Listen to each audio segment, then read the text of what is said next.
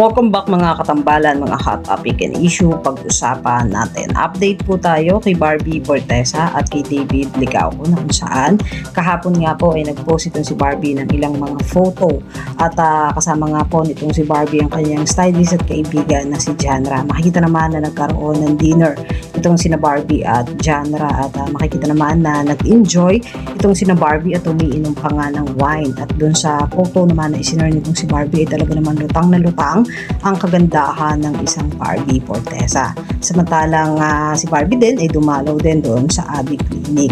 At ngayon nga pong May 30 ay magkakaroon nga po ng Sparkle Run at gaganapin naman sa Quirino Grandstand sa May 30 at pangunahan nga po ni na Barbie Fortesa, David Licauco at Alden Richard. Makakasama naman ni Barbie si Christopher Martin, Derek Monasterio, Mikey Quinto, Ay de las Alas at Team Yap. May mga team na kung saan nga po ay kasama nitong si Barbie sa pagtakbo.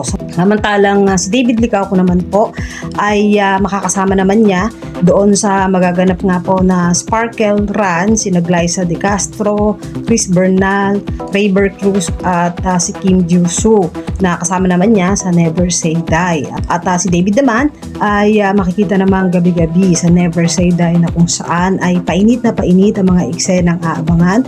Makikita rin yung husay at galing nitong si David hindi lang sa pag-arte kundi sa mala-aksyon, drama ng Never Say Die. Yan po yung mga update natin ngayon kay David at kay Barbie. Kayo mga katambalan, ano masasabi nyo? Mag-comment lang sa comment section at pag-usapan natin. Yan ang mga hot topic and issue dito lamang sa Tambalang JK.